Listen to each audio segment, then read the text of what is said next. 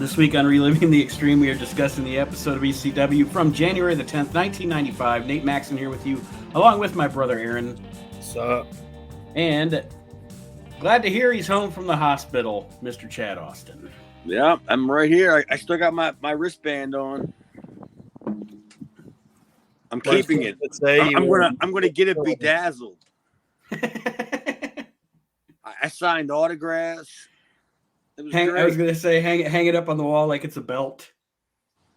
I did. I hung it right along my kegerator. It's right next to all them little electro things they put on your chest. I took them all off and stuck them on my kegerator along with my little wristband. It's a souvenir. Boy, them people aren't going to forget about me. As a matter of fact, I think the lovely Miss Jess is going to send them an edible arrangement because they had to deal with me for like 2.5 days. Just putting up with you. They deserve at least some Hershey candy bars, right? They tried to come into the room while I was watching Raw, and like try to give me medicine and give me an IV, and I'm like, will you stop? It's the Miz. Can you come back when like later on? The Miz is on. And then they would wake you up at like 3 a.m. You can't get any sleep in the hospital, dude. Nope. Don't think that's a safe place.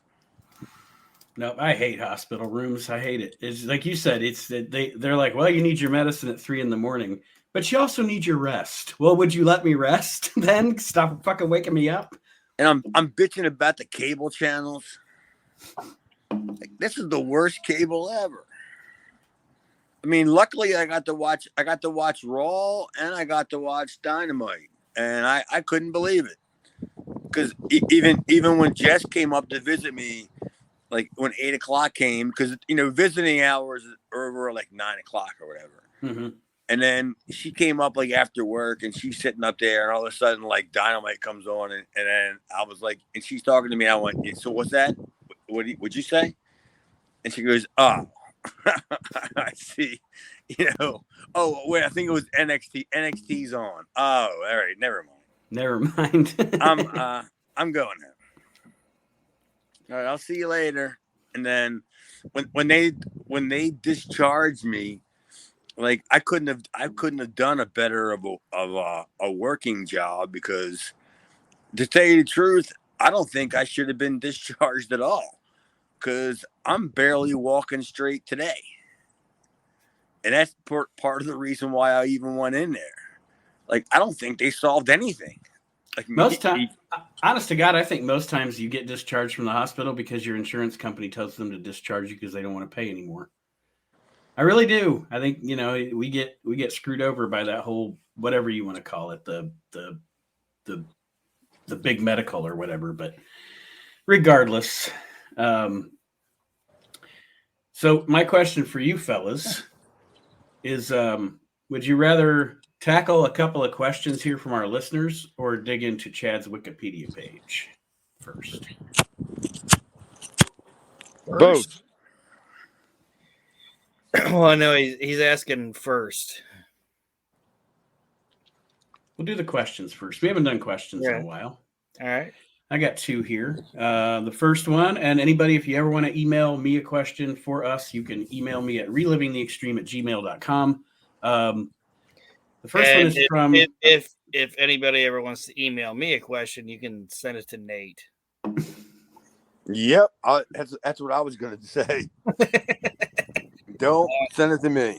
Yeah, I'll check my email. Send it to Archie Mitchell. There you go, Arch. The first question here is from a gentleman named James in Nevada.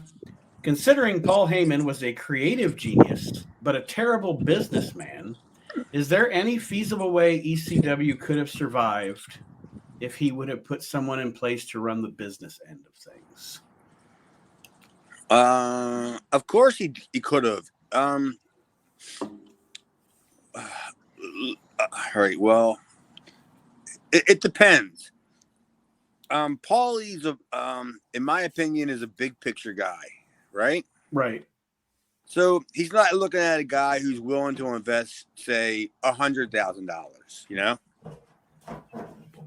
he wants that guy who's going to invest in global, that Nigerian prince. Yeah. You know, He's like, I want Pedicino's guy. he's got to have that kind of money because, I mean, his vision is way bigger than his budget, if that makes any sense. Oh, sure. Yeah. You know, and look what he did. I mean, I always go back to like what him and Gilbert did in Continental in 88, 89. They took nothing. They took a a flatline territory and made it thrive for what, a year and a half, maybe. Mm-hmm. And then I guess the money behind, I don't know the whole story, but I guess the money behind it kind of ran out, you know? But yeah, it really could have with the right finances behind it, of course. I mean, that goes without question. And even if the show goes mainstream, or you know what I mean, at a certain point, the product that ECW presented wouldn't have worked consistently on a national basis, just because eventually you're going to run out of guys because they're just going to get all injured eventually, and then not be able to work. But go ahead, Chad. I don't agree with that at all because they still did it every single week, 3-4 times a week. I mean, the injuries were they were more or less outside the ring inflicted. You know what I mean? Yeah. It's what they did outside the ring that they brought into the ring that probably contributed to them getting hurt. That's all I got to say. Because guys in the WWE, look at guys in EC, whatever that is, the Elite company, they do the same stuff that ECW guys did. You know, maybe not to some of the extent, but they still work next Wednesday. Right. You know, it's just it's the lifestyle, man. That lifestyle in ECW, nobody knew any better. There was no there was no model. There was no template to how to be, how to deal with this kind of, I guess you'd call it fame. I'm a big star in South Philadelphia. Would you look at me? Aaron, your response to this question, anything to add to what Chad said? Like, the question was somebody with... Essentially, if Paulie would have had a good financial backer, could ECW have survived longer than it did? It could have, but I think that ultimately it kind of booked itself into a corner, in my opinion. And I think the ultimate downfall of that company wasn't financial and it wasn't creative. It was the fact that they tried to go Paul didn't really work there. Well, it was the fact that it tried to go national and that that what they were trying to present wasn't going to work nationally. You know what I mean? I respectfully disagree because I don't think that it had anything to do with what they wanted to do. I think it was their restraints because it all, to me, it all became apparent when Paul became he got in bed with Vince. Well, and not just that, what the moment that really, really fucked that company was when I don't remember if it was Spike TV or TNN at the time or whatever it was, but when they decided that they were going with WWE programming, so essentially they shit canned ECW programming. You know, I don't know. I never heard that story. Yeah, because ECW was on, and again, I can't remember if it was TNN at the time or if it was Spike TV, but they were on that network, and WWF left USA and went to that network. Nate. Yeah. Well, TNN and Spike are the same thing. I know, but I can't remember what it was called at the time. Yeah, I mean, don't forget they were going through a whole entire transformation, like Aaron said. So shit got lost in the shuffle, you know. Mm-hmm. And therefore, whatever steps they took forward, they lost because they lost all the footing they had because they lost the network brand that they haven't even established yet. Exactly. Yeah. It wasn't even there yet, and they were pushing it like this is going to be our flagstaff, and then all of a sudden it ain't there anymore. It's Blind Date with Roger Lodge all day long. Like ECW shouldn't, like, they went on TNN, so it was ECW Hardcore Wrestling on the Nashville Network. What the fuck is going on?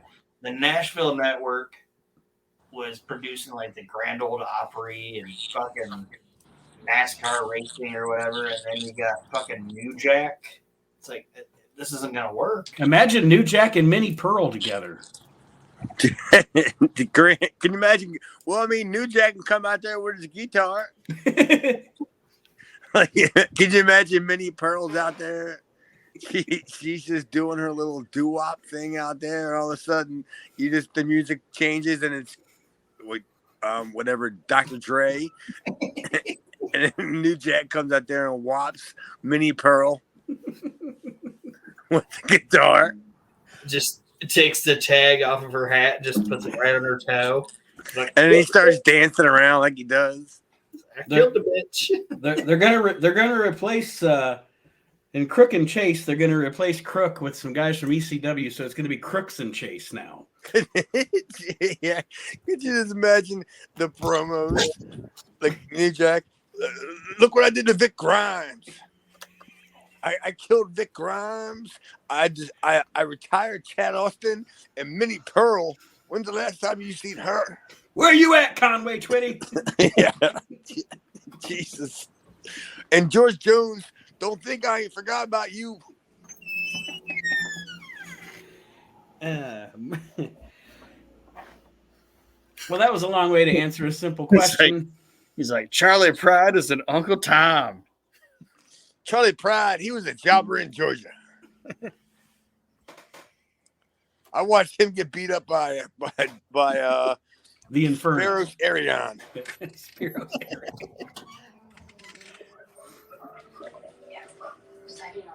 Well, speaking of New Jack, the other question that I have here is specifically for Chad. This is from a listener named Chris.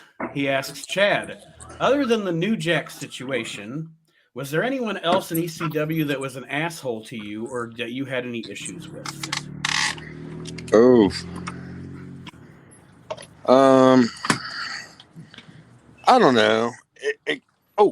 I'm sorry. It depends on like the definition, because you gotta, thank you. You gotta remember that at this time everybody's coming in and everybody's trying to get their shit over. Right. And not everybody knows who everybody is. So, I would say, like, if you want to get that specific, I would say the Eliminators. Okay. Like, they were a little bit like, they kind of like, I don't want to say took us for granted, but they were a little bit like, we were like, here we are, me and Donnie were here to put you guys over, so there's no need to take your liberties. Mm-hmm. We've been here for a year, year and a half or whatever it is, and there's and we've been here because we've earned our spot, and you know what I mean? Yeah, there's no reason to potato me. Yeah, and it's not like anybody did anything like brutal over the top that I know. Sandman, beat me up with no big deal. Kind of that's kind of like comes with the territory kind of crap. And yeah, I know. Like we discussed Snuka before. The whole Snuka deal when you wrestled him, but what, took his liberties or took his lunch break? No, he took care of business. TCB, brother. Jimmy Snuka took care of business. But it would have had to have been somebody who was very, very unprofessional who would have done something like that, and it was probably somebody that wasn't going to be brought back if Paul found out about that, in my opinion. But that's a great question, man. I appreciate that. Yep, and like I said, everybody, just email me, not Aaron, not Chad, or you can email Archie. I don't know what his email address is, but message him on Facebook. Flood his PMs on Facebook with questions. But again, relivingtheextreme@gmail.com if you have any questions for us about ECW or anything else, Chad's career, etc. Speaking of Chad's career, let's dig into some more of Chad's Wikipedia page here. We'll do a paragraph, and then we'll go into this ECW show. We discussed it a couple of weeks ago, how apparently Maryland Championship Wrestling had shut down and then reopened in 2006. So now we're going into that period of time. Okay. When Maryland Championship Wrestling resumed operations in late 2006, the Slackers were among the first alumni to return to the promotion. On February 26, 2006, the Slackers briefly won the MCW tag titles in a four-way dance with the Holy Rollers, Jason Static, and Judas Young at MCW's Resurrection in Dundalk or Dundalk? Dundalk, Maryland. Holy Rollers, Jason Static, and Judas Young. Jason Static and Judas Young don't have a clue. Nope. But Holy Rollers, yeah, I mean, Rich and Earl. I mean, how many, like, you wait till we do this, like, a few more weeks. Their names are going to pop up. If you're talking about me and Dino. Yeah, that was like Rock and Roll Midnights in Maryland. You know what I mean? Mm-hmm. If you have a bought show, a sold show at a high school or whatever, and they're like, "We want a tag team match." Okay, we got a tag team match for you. It's going to be the Holy Rollers against the Slackers. You know, we were married to them for Jesus, I don't know, probably the better part of 2 years. You know, probably close to 2 years. And I can't say enough about the talent of Earl and Rich, because if it wasn't like, they didn't have to help us. You know what I mean? Right. It all depend. Like, they were on top, and then me and Dino were the next guys, and they were cool enough to realize that, okay, well, these are the next guys, so you know, we're going to help them out. That's the best part about Maryland. Maryland didn't have any jealousy. There was none of that nonsense. You know, we were all, I mean, it's the closest to like a real like family territory you're going to get, because nobody had any animosity. And if you had anybody that had any animosity towards anything that was happening, it was guys that were being brought in. Right. It wasn't guys that were trained there, you know, because we all taught everybody, like, it's the business. It is what it is. This is what we're doing. If you're not figured in right now, doesn't mean you're not going to be figured in, you know, 3 months from now. Considering we're running, 3 shows a month? We don't have. Yeah, that was going to be my next question as far as an indie goes, because I know there's some that run once a month. You know, there's some that run twice a month. I was going to ask you how many times a month MCW ran. We used to run. I mean, we used to run steady once a month for Jesus Christ, like the better part of 2 decades. And then all of a sudden, we all got together, me included, me, Dennis, Danny, a bunch of the guys that had been there forever, and we decided that we were going to, like, there's other parts of Maryland, which isn't the biggest state in the world, but I mean, people that are in, I don't know, just say Dundalk, they can get this show, and then we can drive 2.5 hours, you know, to the Eastern Shore to a town called Cambridge, and do a show where, you know, at the other show, Bob was the heel, I was a babyface. We can drive 2.5 hours. I'm a heel, and Bob's a babyface, Right. And they don't fucking know. It's, you know, we were doing like, you know, at least 3 shows a week. Friday, Saturday, Sunday, or Thursday, Friday, Saturday, at least. And then you can pick up, you know, some bullshit shows for Rambo, who ran on Tuesdays in Hagerstown. But see, that was like a 2.5 hour drive for no pay. It was basically just a chance for you to go work out with some students, right, kind of thing. And And then after a couple times going down there, I realized I'm not going to risk getting hurt. I've been around like too, you know what I mean? Yeah. I've been around too long to go out there with some fucking, brisket, some bone. Well, later that night, apparently you guys didn't have the titles very long. Later that night, however, they lost the titles to the James Gang, BG James and Kip James, in a three-way dance with the Holy Rollers when referee Earl Hebner turned heel and made a fast count to give them the win. On us? Yes. I have no idea about this. I was going to ask you if you remember working with Road Dogg and Billy Ass. No, not at all. I think that's completely fabricated. I mean, I don't even think I was even involved in that. There's no chance, because I think I remember that. Because I was watching Mr. Ass like Wednesday night, and I'm thinking, like, I don't think I ever met him. Maybe Archie Mitchell edited your Wikipedia to put this in here, maybe. And well, Road Dogg, yeah, I could say I could see that, because I became friends with the family. I could see that, but I just don't remember wrestling Mr. Ass. But yeah, maybe it could have been like one of them deals where, what do they do the deal? Like when it's did you say it was some kind of deal we won, and you said it was short lived? Yeah, well, you had won the titles. You had won the titles earlier in the night, and then later that night, which so I'm assuming they're probably taping TV or something. But you lost the titles to the James Gang in a three-way with the Holy Rollers. Oh yeah, that could have just been a deal where they said we won, and then they came back out later on, and just kind of like it was a quick, you know what I mean, a quick one. Mm-hmm. That's what it sounds like to me. Like that was just a quick one, because I don't remember being in the ring with them.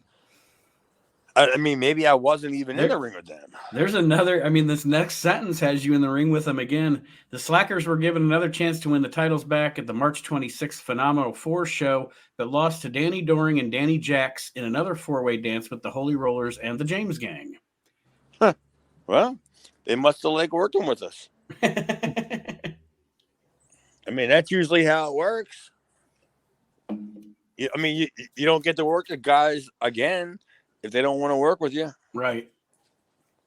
And me and Dino, I think we took pride in the fact that anytime they brought names in, whether it be the women, the midgets, the pregnant women, the pregnant midgets, yes, like they put them with me and Dino. Well, that wraps up another paragraph of Chad's Wikipedia page here on Reliving the Extreme. So now we will dive into this week's episode of ECW that we viewed and reviewed. It is the episode from January the 10th, 1995. We are finally into the year 1995 here, as we started it last year. And the show begins with Tully Blanchard. And he cuts a very short promo, but it serves its purpose because, obviously, with Shane Douglas talking about Ric Flair all the time, Tully says, Shane Douglas, one of the horsemen is afraid of you, but this one's not. But wasn't Tully already there? He was just announced last week to face Shane at the next show. Oh, so he hadn't been there yet? No, not yet. Yeah, his name was announced, and this was his first, on-camera reveal. All right, so when do you think this promo was taped? I bet they taped it the night that he did the match, because I'm pretty sure. I'm pretty sure this TV show takes place after the event. It wasn't taped after the event, but it's aired after the event. But they just didn't talk about the event yet on this show, I'm assuming.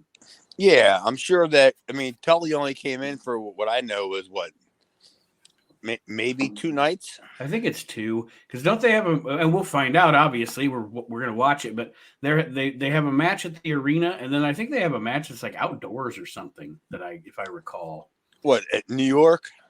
Possibly, yeah. I mean, like I said, I'm pretty sure we're going to see it, but I don't know why, but I remember Shane Douglas and Tully Blanchard at somewhere that looked like it was outdoors, or lit like it was outdoors anyway. I think that was in New York. As like Tully was. Didn't I tell the story as the reason why Tully never came back? I don't think so. Because Paul wanted to use Tully full time, and I know this firsthand because I was there. This is not secondhand story. I was there. I heard the argument. It was Tully, Shane. They wanted to put Shane over on Tully, and Tully said he wasn't going to do it because he wasn't going to be. Which I don't have a problem with this. This is business in my opinion. From a guy who's been around 25 years at that point, that he wasn't going to do a job for Shane if they weren't going to do like a rematch. So he wanted a 3-month deal. That's what it was. A 3-match deal is what Tully wanted. And Paul wasn't willing to pay Tully the money that Tully wanted for a 3-match deal. Mm-hmm. So Tully wasn't going to do the favor for Shane, which is it's crazy to me. If you book me to come to your house and you want me to like clean your pool, that's what I'm doing. Right. So, you're going to pay me to come and clean your pool, then I'm going to clean your pool. So if you're going to pay me to come put over Shane, I'll put over Shane. No matter what who gives a fuck that I beat Bob Sweetan at the San Antonio Hemisphere in 1983. And Tully just didn't want to do it. And I don't blame him because it makes business sense, right? Right. Why wouldn't you want to do a 3-month program? And you can see where you could do a time limit draw the first time. You can make a case for Tully on this, right? Yeah. I mean, and as far as the East Coast goes, just thinking about, that's how well, the WWF, the East Coast Wrestling was booked for years. Yeah, I don't know how it is where you guys are from, but yeah, the East Coast is a 3-month run. You get the first match where it's kind of either a draw or something happens, and then a second finish. What's that? It's like a fucked finish at the beginning, and then the heel goes over in the second one, and the babyface gets his comeuppance. Yeah. Basically that's how it kind of works. That's basically how the psychology is in the East Coast. That's how we've done stuff up here for ages. Yeah, from Bruno through Backlund. Yeah, the Brunos are brutal. I watched some Bruno stuff today. Good night. Oof. How is he in the Hall of Fame? I ain't never seen him do anything besides kick and stomp somebody. I totally I hate to say this because the guy was a legend, and I take nothing away from the fact that he was a draw. He was a draw, but I'm the same way. Like when I was a kid, because I was a kid, in the early '80s and growing up, and then. So I never saw Bruno. Fuck, I didn't see Bruno. I wasn't alive till 1978. But anyway, so then you go back and you watch it, and you've heard of this legendary Bruno Sammartino. So then the first full Bruno Sammartino match I watched when I'm like 11 or 12 years old is on this tape, and it's him and Kowalski, and it's fucking terrible. And I'm like, how is this guy a legend? I mean, I didn't understand at that point. I'm a kid. I didn't understand the psychology of being a draw and the ethnic thing and how he was such a big part of the culture. But the match was stunk to high heaven. It was terrible. Yeah, I watched a lot of them matches, man. I watched a couple of doozies today that I was just like, you fucking got to be kidding me, man. And I think it was Tony Atlas against Jose Estrada. I mean, oof, that's on a whole different level, but you know what I mean? Yeah. It's that time frame, just the way they sold. And my God, could you imagine the Sandman in like 1979?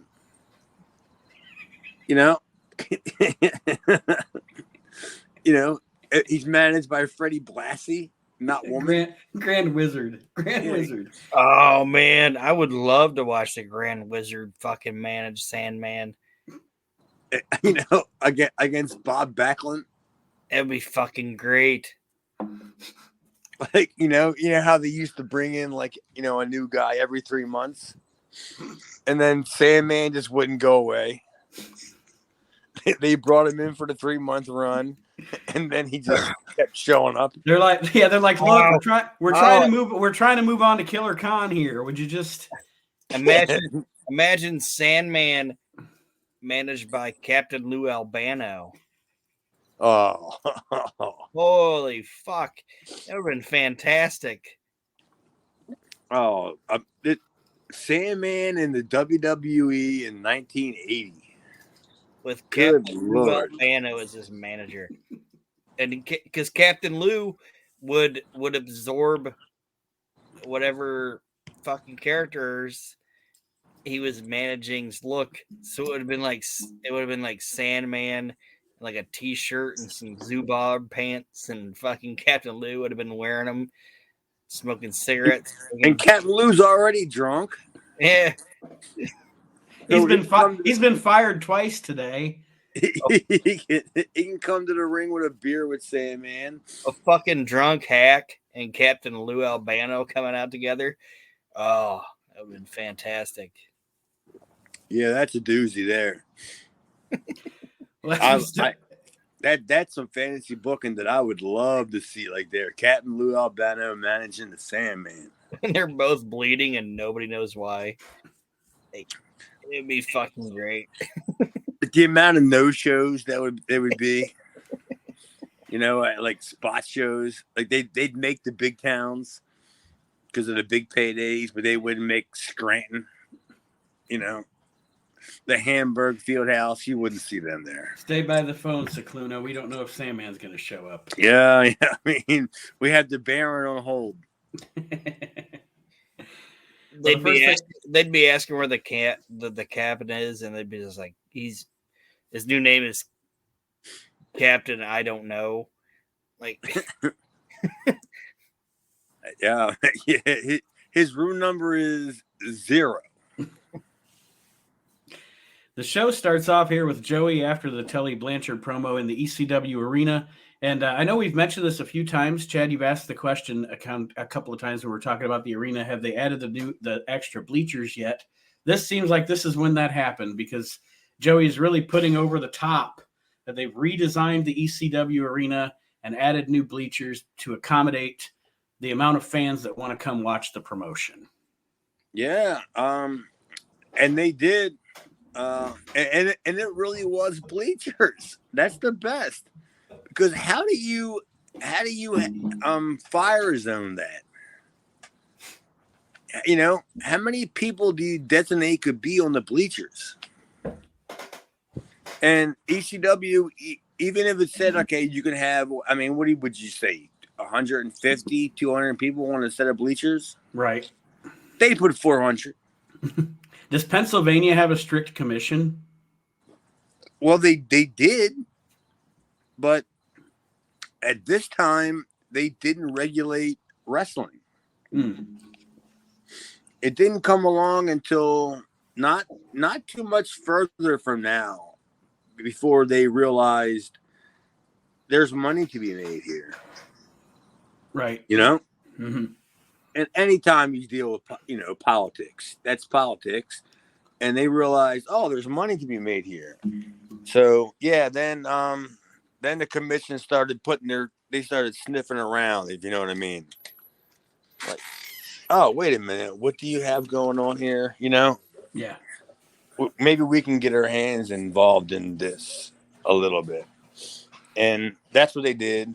And they didn't do anything, because all it was Paul still putting a check in their hand. And normally it was before the show.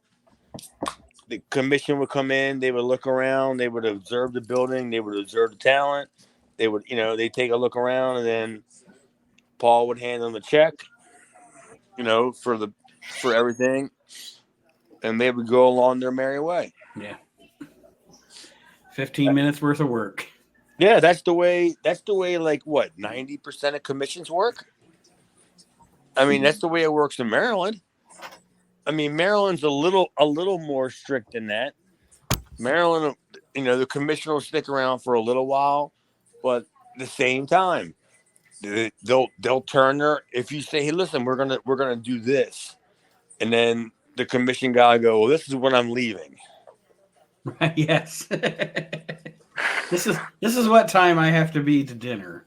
Yeah. So, if you say I'm going to put a guy through a table, a flaming table, or this and that, and then you know how it works, right? Mm-hmm.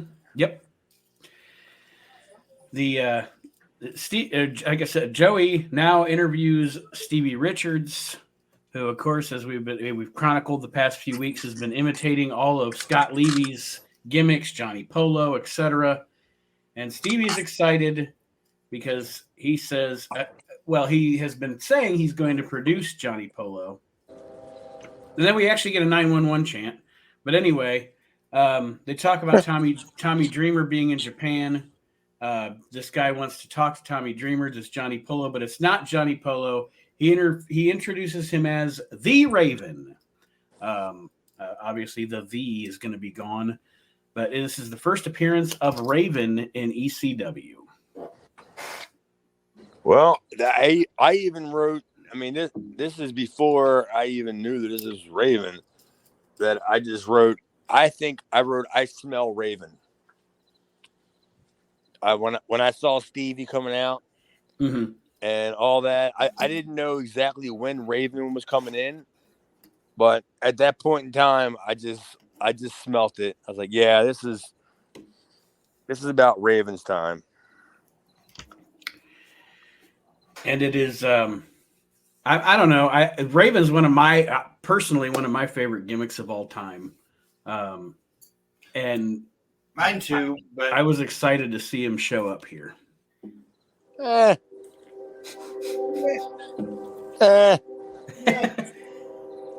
it was all right. He was all right. Yeah. You know how it is.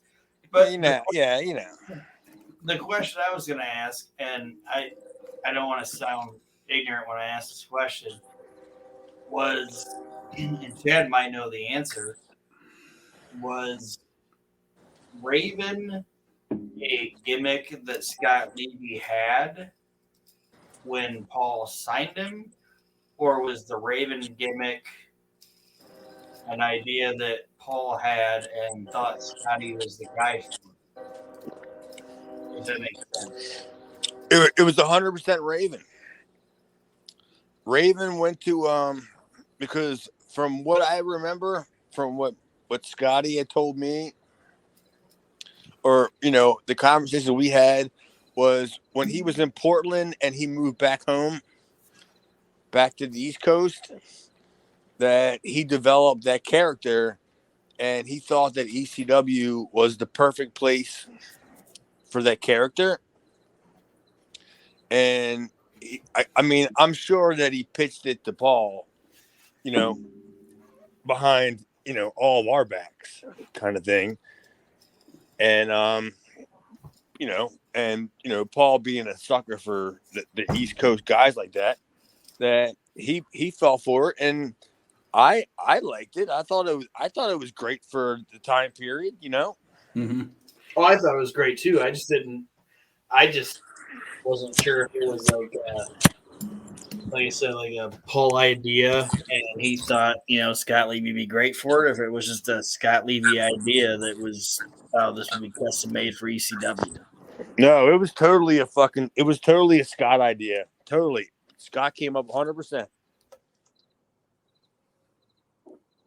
And very rarely in wrestling do you get, I mean, you could say, honestly, you could say Mark Calloway with The Undertaker, or you could name me some others probably, but very rarely do you get someone completely reinventing themselves like Scott Levy did here. As many times as Scotty has reinvented himself. Yeah, it's for sure.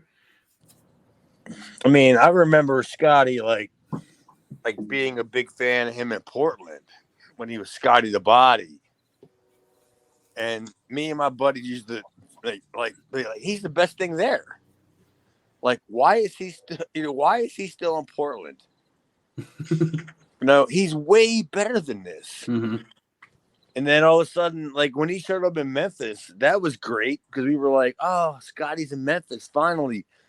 Then we realized, okay, he's finally he's not under contract, but you know, at For that me, point, as a at the time, I would have been 14 years old or 15 in 1993. Him and the Quebecers were so fucking entertaining together on Raw. You know, just to put it in a generational perspective. They killed it. He was so entertaining as Johnny Polo there for me as a wrestling fan in '93. But yeah, and then the Raven character, I love that character too. Scott Levy is one of my faves. I mean, I know you actually know him, Chad, and I don't. I just observed him as a mark, but they completely underutilized him when he was a manager, when he was Johnny Polo. Oh yeah. Because like he was still like in his if he wasn't in his late 20s, he was in his early 30s because Scotty's older than we think he is. Mm-hmm. But he was still like in his prime of his career. So why are you making him a manager? Right. And like I said, for me, it resulted in entertaining. I was entertained by it, but now retrospectively, I totally see your point. Yeah. I mean, why are you not using this guy in the ring? Right. Like he's got a lot to give. Like not just because it was mine, because nobody I mean, as far as I know, he didn't book anything until right about now. You know, the time frame that we're covering. Mm-hmm. Where he's coming in, because he booked all that shit. That's all his. He had that shit like notebook stuff. In the WWF, he wrote Mania, which he said took him like 10 minutes, and then he just go home. Like it took me 10 minutes to write that stupid show. Right, of course. I mean, that's why the show lasted as long as it did. And it's not because of him. It's because nobody took that show serious. Right. So why would I? And Raven's like, I'm not going to spend time writing this stupid show where I got to deal with Todd Pettengill. Yeah, he would tell the office he was in the studio and tell the studio he was in the office, and he'd actually be at home. Yeah, he ain't doing nothing. What a gig. Well, after this, of course, Raven making his debut, cutting the promo with Joey Styles. He kind of berates Stevie Richards for losing his last match and not keeping his winning streak going. At this point, they're kind of like alluding to him being Richards' manager, which we know is going to change very quickly. But then we get a match. It is Stevie Richards versus Hack Myers. Hack, of course, is in a neck brace, selling the injury from Chris Benoit a few weeks ago. And any comments on this match, guys? I feel bad for Hack, man. Because Hack came up there with me and Axel. Okay. Mm-hmm. Where's Axel? Axel is he's getting tag team title shots. Well, I mean, he's basically on his way out at this point. I'm ready. I'm getting a small push, or in the middle of getting a small push, and Hack is kind of like there. And they really don't know that Hack is with us. So Hack is kind of like an island where he has nobody to go to bat for him. Mm-hmm. To say like, hey, this guy's got something. Paul saw that he had something, but nobody could, this is what I saw. Like nobody could kind of like vouch for Hack and be like, give Hack a shot, man. Well, and he seems like, and I'm not comparing them as wrestlers or whatever, but just thinking about promotions and how you build wrestlers and build stars, he almost seems to me like the way they kind of use Tito Santana in the WWF. He's not a jobber, but when we bring in a new heel or a new star, we're going to put him in the ring with him, and he's going to do the job to get the new star over. Or does that make sense? Yeah, like he's almost in the Tito role. You said Tito. I thought of a different guy, honestly. Dominic DeNucci? No, I almost was gonna say Jim Duggan. Ooh, like what? Like I look at Hack. What era? Jim Duggan. like the Yokozuna? WWF. No, like the early '80s, late '80s WWF Jim Duggan he's like the guy that looks like us and like crowd interaction, like the sha thing is almost like ho, and he's just the guy that looks like the every man, and he's out there doing his thing. You know what I mean? Dude, the crowd ate it up, man, and Hack did a great job, dude. I mean, I can't say anything more about Hack because, like I just said, he was an island to himself. He didn't have anybody going to bat for him. He didn't have anybody like in the back because there wasn't like a booking committee, and nobody was going to be like, "Hey, we had this guy who's over." Like he was over, and I'm not even sure if anybody really know that he was over. You know what I mean? He was kind of like undercover over. That's kind of how I feel about Duggan. All right, and then I guess that makes sense. Like I think yeah, he would. But Hack was an extremely valuable talent when it came to like he had credibility. He had credibility with the audience, and then when he lost, 90% of the time, but when he won, that's great because the next month he would lose to a Benoit or whoever they brought in. Yeah, and like I said, it might be dumb to compare him to Duggan or whatever, but I just looked at him as being like an everyday guy that the crowd sympathized with him when he lost, and when he won, they were like, "Hell yeah!" Like, yeah, that's my guy. That's my guy, like the working class guy, and that's how I feel. Like Nate, I understand what you're saying about Tito, but I'd look more of him as like a Duggan. If I had to compare Tito, like Hack Myers, Jim Duggan. If I saw Jim Duggan, it's Hack Myers, Jim Duggan. Yeah, if I had to compare a Tito in ECW, it would be JT, in my opinion. But Hack was more Duggan, in my opinion. Well, you always got to have a JT. Like, you got to have a Tito, but you also have to have that everyman, and that's what fucking Duggan was, and that's what Hack was. Yeah, I mean, they're like what Tommy Dreamer became. Like, they're martyrs. They're there every single week, no matter what. They got no room for nobody. They're out there every single week, and then the crowd appreciates that. And then eventually you're going to get over that way. When they see you, like he's not fighting Frank Marconi every single week. He's fighting Benoit, Ron Simmons. You know what I mean? He's fighting all these guys. So it's lending credibility to Hack's brand. That's what I'm saying. Like Hack looked like the guys in the crowd. Kind of.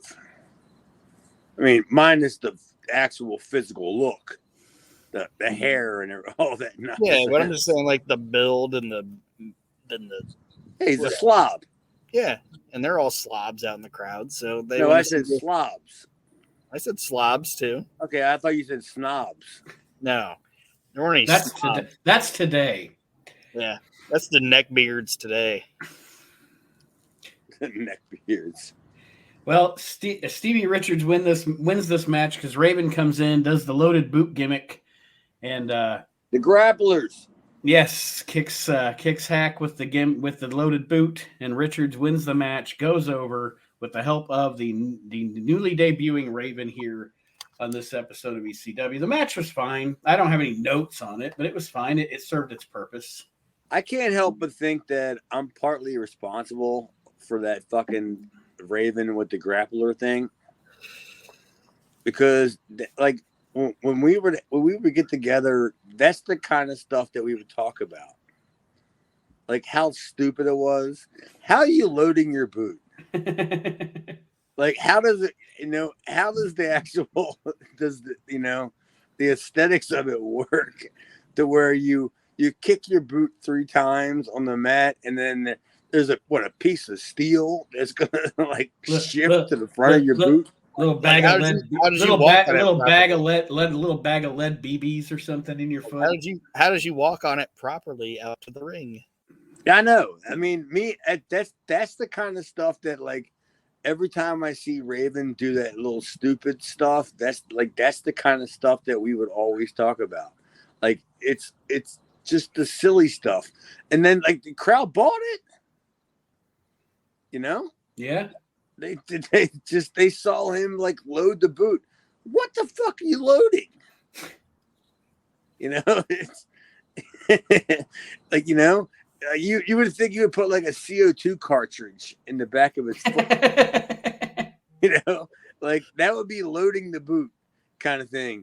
But you just kicking the mat 3 times, like all of a sudden there's a shillelagh that's going to be there, you know. How'd you work the rest of the match like that? Yeah, that kind of stuff to me it's silly, but yet nobody thinks about it. And that's the kind of stuff that me and Raven always just joked about. It's this like it's the how do you say it, like suspend believability or whatever in it. Suspend disbelief. Yeah. He said, yeah. Next year, Joey, once again, like I said, beating it over the head that we are expanding the ECW arena because so many people want to come watch, and how ECW is debuting on the MSG network. And then he talks about this party at Club Expo in New York City to celebrate the debut of ECW debuting on the MSG network. And now the Public Enemy are going to try to crash the party, which never actually happens on the show. We do see the Public Enemy arrive, but that's all we ever see of them on the show. Yeah, I you know that I never did any of the New York stuff, and apparently that was like stuff that was shot not for TV. Like it wasn't like, you know, it was shot aftermarket, so to speak. Yeah. You know, they just had the camera because Paul had to fill time. Because there's no chance that I was going to be part of any of that. And I'm sure there wasn't a party per se celebrating the debut of ECW on the MSG network. Oh, I bet you there was. Oh, I bet there was.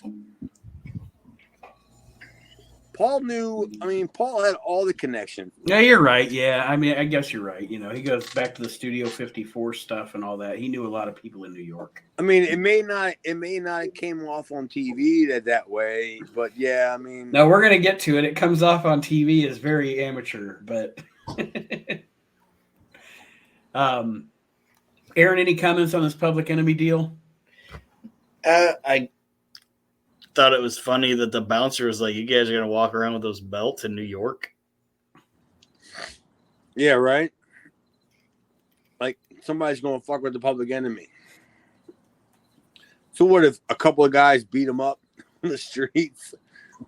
They're gonna be the ECW Tag Team Champions. Like, just imagine if they were just walking around on the streets and a couple of guys beat them up, and then at the next ECW show, these 2 other unknown guys show up wearing the belts. And Paul's looking at him like, who are you? We're the ECW Tag Team Champions. What happened to Johnny Grunge and Rocco Rock? I don't know. They're in a dumpster somewhere. Yeah, I mean, that's all. They were at Paisano's Pizzeria laying out back. Well, then we see the ECW champion Shane Douglas show up to the party with 4 hookers. Yeah, I got some possible audio. What, is that what closed caption said? I got some possible audio. Let's see if let's see if it will.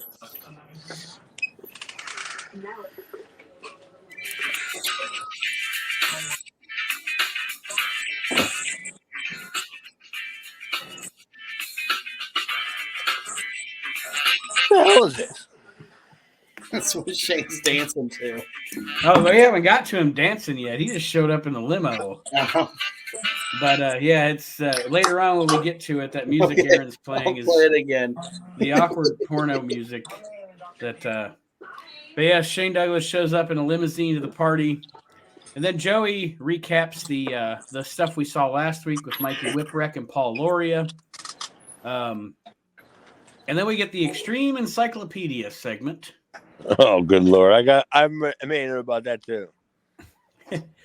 The Extreme Encyclopedia, if you've never seen it, which I'm sure anybody who listens to this show is, but they have an Extreme Encyclopedia that they show little pages of it on TV, certain characters in the ECW program, and they give a description of them. But the fun part is the alternative names that they give them.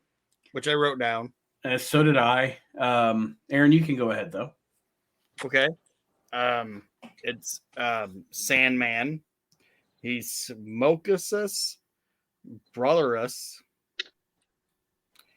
And the description of Sandman is a cigarette-smoking wrestler with a persistency for violence and an athlete with no regard for wins or losses. All right. Well, how do you get paid in the wrestling business? I mean, in the work world, wins or losses. So Sandman's working for nothing. Pretty much. I mean, you always hear about the winner's purse. The winner's purse. Sandman, he don't care. Then what's he doing this for? I don't fucking know. And then we got the Extreme Encyclopedia about woman. Are you guys ready for her description? Yes. Woman, Foxius Grittius, the aberration of the classic woman, or the classic American male fantasy of beauty and seduction, a seductive henchwoman with an appreciation for money. That's about right. I mean, you're not lying. Explains the gimmick. Yep. Yeah, it totally does. I mean, you can't even throw any more, adjectives or at that to describe her. That's definitely what that is.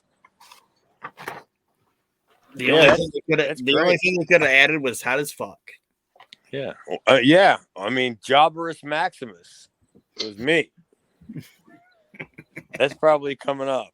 It's like me and Don E. It's guys that don't know any better. That's the definition. Guys that enter competition that don't know any better. Yeah. It shows 911, then it shows me and Donnie Allen, and it says Jobberus Maximus. Guys that don't know any better.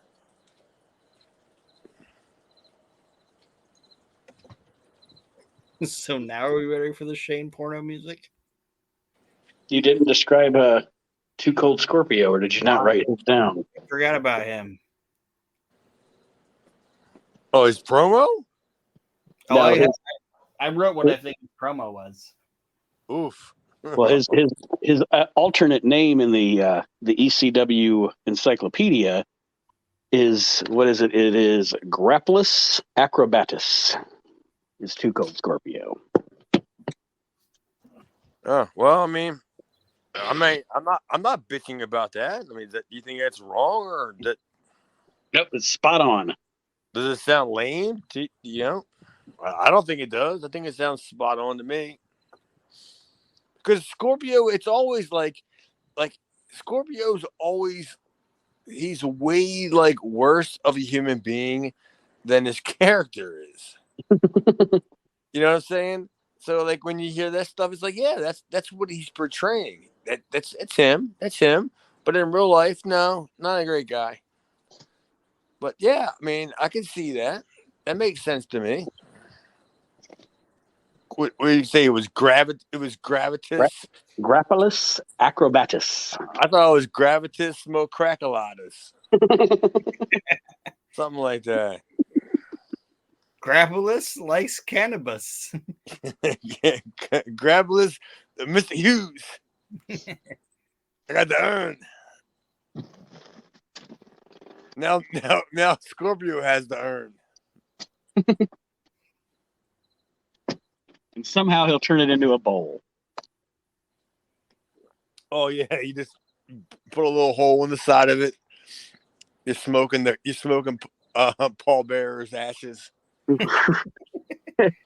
takes a hit. He's like, "Oh yeah!" There you go. There's a character right there. But yes, Aaron. Up next, we get Shane Douglas and the Hookers at the ECW premiere party, dancing to porn music.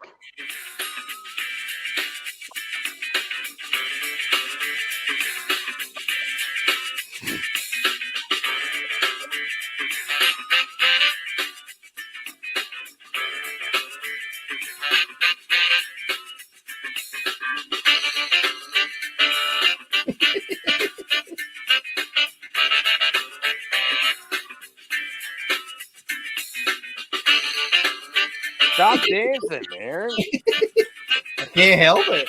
Nobody can see you. Championship wrestling has begun, and this I mean, nobody can see you. I don't care. All of Shane's hookers were disgusting, except that one in the little blue dress. She was good looking. Oh yeah, there was one that was halfway decent looking. The one in the little blue dress. Whew. You said woof? Woof. Yeah, I guess there was one that was halfway decent looking. Yeah, but but these are the girls that what is it, a Tuesday night in New York? This is what Paul, because clearly this is not like a weekend. They're not going to allow. No, these are the ones that were dancing when they're doing like half price buffet. Yeah, half price buffet. It's ladies' night. C-section scars. Yeah, it's abortion night. They're not dancing for dollars; they're dancing for food stamps. That type of thing. Could you imagine low budget night at a club in New York where you can have food stamps, and then there's a daycare. You bring your kids, and and there's a crack room instead of a safe room. There's a crack room. Oh yeah, that's New York for you. That's why I never go to New York.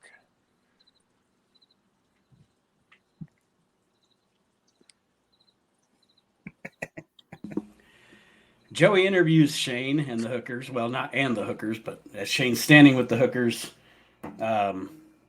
yeah, I guess strippers. I'm sorry, I keep calling them hookers. They're strippers.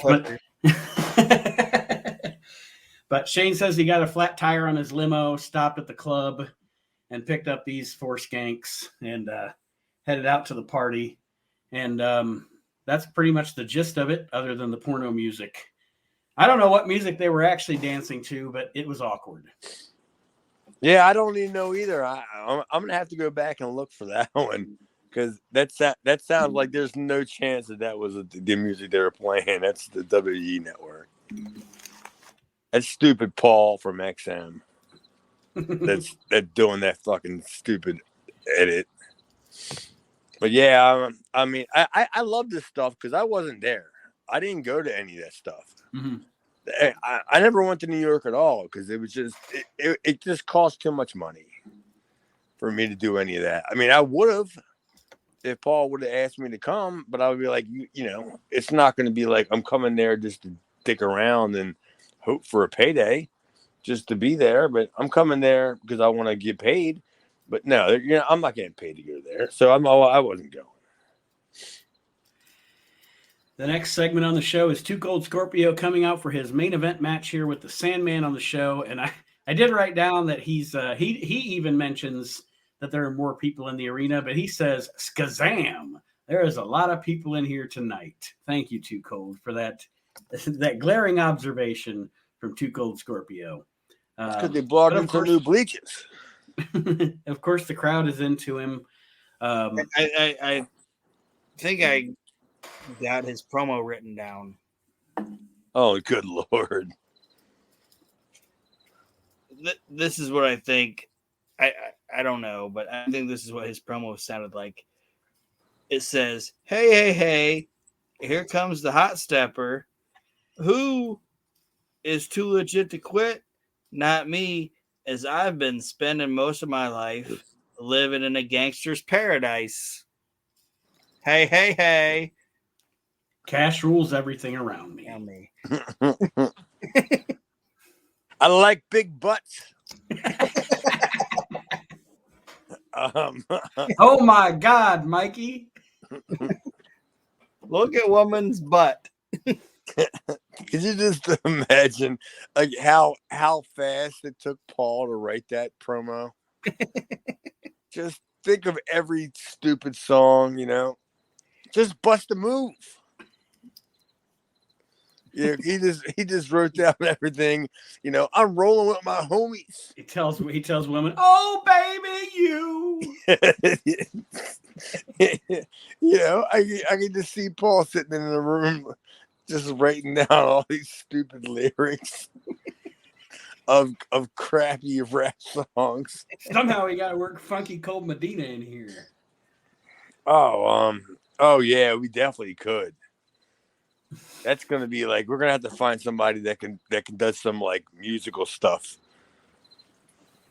and make a song about Scorpio to Funky Cold Medina. Well, that's great. He's cutting his promo here about Dean Malenko and Chris Benoit. Malenko and Benoit show up, and essentially Scorpio tells them they're in the wrong motherfucking house. And they beat up Scorpio, drop him on his head, and leave him laying. They have shown, like I forgot to mention it as we went through the flow of the show, they have shown videos to emphasize that Benoit and Malenko are injuring people in ECW. Hack and what? Sabu. Me? I think I was in the video. Yeah. He said, yeah, you were in the video. Yeah, I was sidelined. And then it's funny, too, because when they drop him on his head, the ECW crowd cracked me up because they dropped Too Cold on his head. And then did you catch what the ECW crowd started doing? I did not. They went, whoop, there it is. Whoop, there it is. As soon as they knocked him on his fucking head. Well, apparently none of the ECW crowd are paramedics. They're not first responders. There might be a couple of paralegics out there, but no paramedics. Yeah, they're definitely not rushing to the aid. Like, there's not a whole bunch of guys that have like collar braces in the crowd. They're all fighting outside the ring. That's what it is. It's a battle royal of fans that have collar braces. Poor Scorpio. When they knocked him on his fucking head and they chanted, whoop, there it is. I was like, that was funny. I can't believe nobody's ever tore off one of Scorpio's ears with a pile driver. That amazes me. He would have the world's biggest cauliflower ear. Dude, I mean, seriously, didn't you watch AEW the other night with Pac? Wasn't it Orange Cassidy or who was it? Whoever worked Pac the other night, like he like bled from his ear, and whoever won had the blood all over his shoulder. I'm like, yeah, who the fuck? Why? Why wasn't there any? How the fuck did he not beat his ear up? I'm glad I don't have them dumbass ears. Fuck, nobody's giving me a headlock unless they have a badge and a nightstick. The match that's supposed to happen here is Scorpio versus Sandman, and of course Sandman, being the heel, comes out to wrestle the match, even though Scorpio is hurt. And I wrote down here, when you don't have Enter Sandman, Sandman's entrance seemingly takes 6 years. Yeah, it takes. When it's not the original music, it's like, Jesus Christ, is this guy ever going to get in the ring? I brewed a pot of coffee. I put a pizza in the oven, and by the time he got in the ring, I still had like 3 minutes left after a 12-minute pizza being in the oven. Yeah. Yeah, it's brutal. And what's he do? He does nothing. And absolutely nothing. Shane impregnated one of those whores, and they still haven't birthed a baby. Jesus Christ. Okay. All right. Shane impregnated one of them whores. What are the ones I thought we were talking about the Sandman. Well, I'm saying the things that happened in Sandman's entrance. Oh, okay. Yeah, all right. Shane impregnated one of those whores that he took to Club Expo, and they still haven't birthed Shane's baby yet. Okay, that's a stretch, but that's fine. We'll make it work. Could you imagine Shane's baby popping out? With his big head.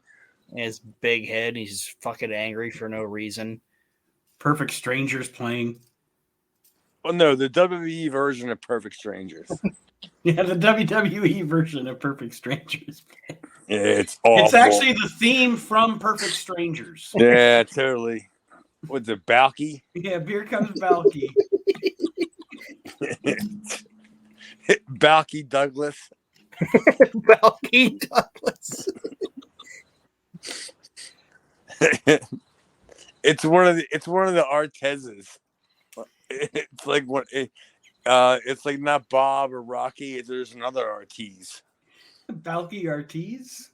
Yeah, that's who's Balki Douglas. Because Paul's looking around trying to find himself a Balki, and he asks Bob, "Hey, you got any more Ortizes?" It's probably it's Sonny Ortiz. The baby pops out.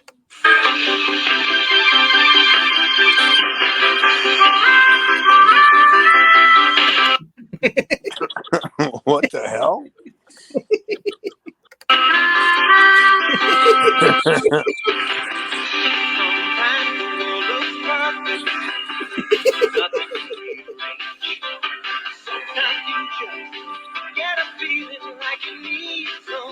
Why do I know all these fucking lyrics?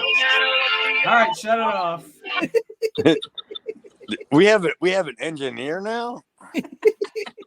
Barely. What is Vandal Drummond working for us? What do you got going on over there? What the fuck was that?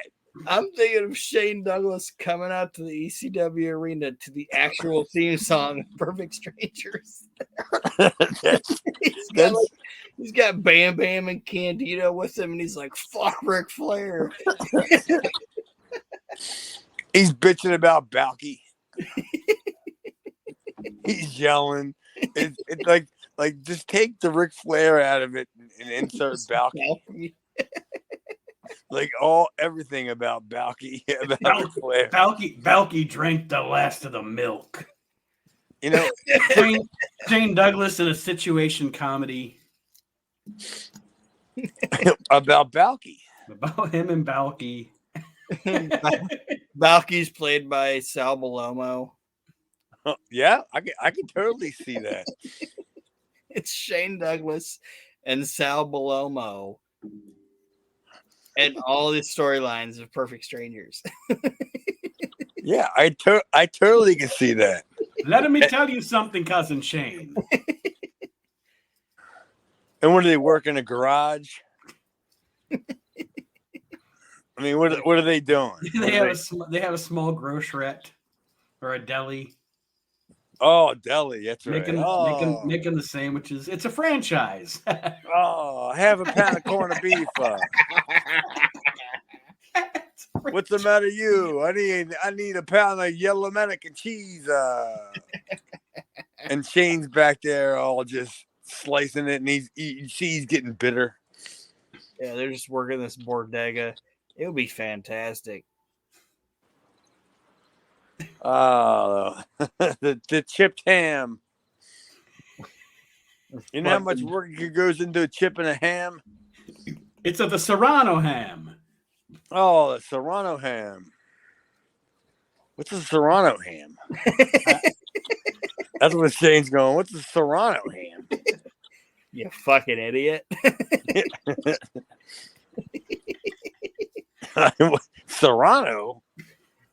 All I know is cooked and baked. Ain't nobody told me about no Serrano ham. That's the catchphrase of the show. Because every show in the 80s had a catchphrase. The end of the show ends with just Shane looking at fucking Sal Balki and being like, you fucking idiot. Just standing there. Wah, wah, wah, wah. You fucking idiot. Wow, we just booked a whole new sitcom. Oh, I would watch that. Shane on Perfect Strangers? Shane Douglas and Sal Bellomo, Perfect Strangers. Da-na-na.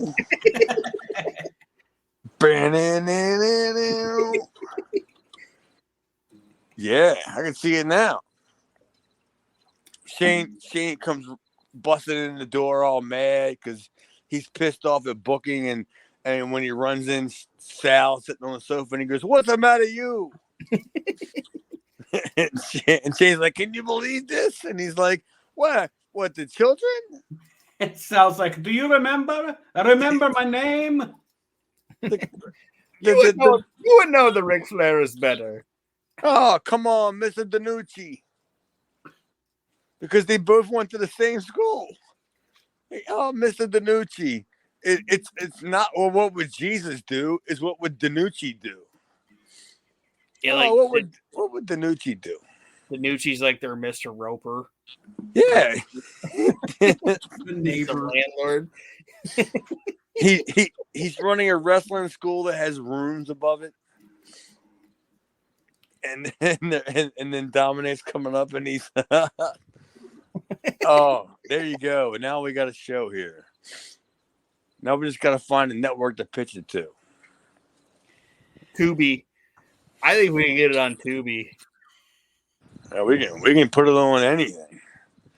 I mean, they'll put anything on Tubi. Next week on Pluto TV. Yeah, Tubi, man. They'll put anything on that. The match between Sandman and Scorpio is essentially the story of the match. Of course, is Scorpio fighting back from his injury. I know. I'm terrible at transitioning back into shit when we go off the rails. That's all right, though.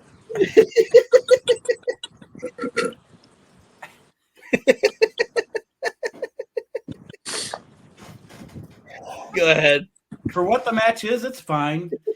You know, it's not Perfect Strangers with Shane Douglas and Sal Bellomo, but it's fine. A little back and forth with Scorpio having to fight from underneath. I'm not stopping. it's incredulous. How can you not stop?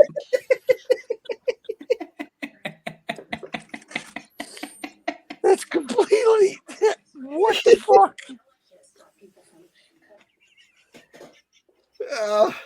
That's the best. You're the most professional fucking person I know. Go ahead. Yeah. How the hell can you? Okay. I forgot we were even talking about that match. Scorpio wins it. Scorpio wins it with a moonsault, and that's all she wrote, folks. That's all she wrote. Oh, that was a great moonsault, though. It was. And Benoit and Malenko come back out after the match and do a beatdown on Scorpio. But the match was what it was, and what we talked about instead was better. Yep. Good Lord.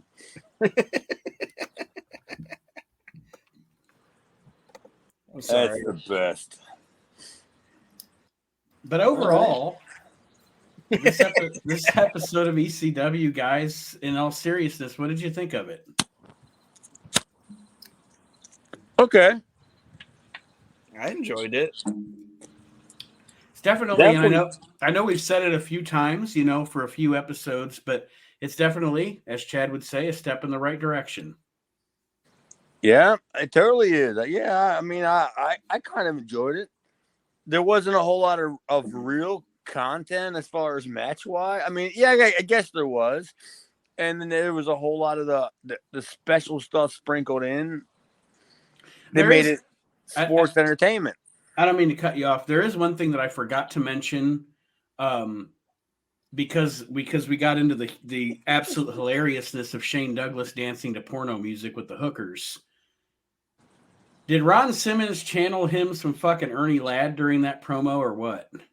Remember when Ernie Ladd was mad about the Samoans turning on him in Mid-South, and he's cutting the promo with Reeser, and he's just pissed, so his voice kind of goes up a couple of times, and he's just mad. Ron Simmons channeled Ernie Ladd during his promo on this show, I thought.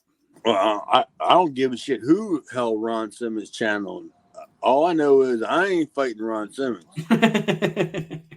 He could channel Ernie Ladd, Ernie Shavers, Ernie Roth, Ernie and Bert.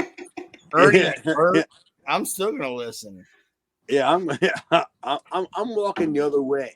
But I just didn't want to go off not talking about, because he cut a great fucking promo on Shane Douglas. Well, he was great, man. I mean, I don't know how many promos it took, because there was no chance I was sticking around for any of that. Mm-hmm. I don't know how many promos it took for him to do that, but damn, he did a great job. And yeah, I thought he did a great job. It's just too bad that they couldn't come to terms, or he could stick around. Like, didn't he go to WCW? No, WWF after this. Oh, okay. So this was all right. So yeah, this was just a fly by night for him, I guess. I got you.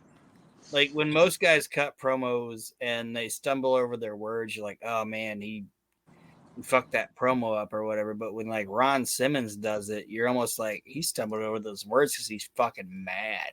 Mm-hmm. Yeah, he's gonna fuck you up. He's seeing red. Yeah, like he's gonna mess you up. Like one of Ron's, like, because when he went to WWF, I even mentioned it on the show that I do. It's like a thing that he says, and I think it's just a natural thing that he says. He'll say something like, he'll be like, I'm gonna kick your ass. Okay.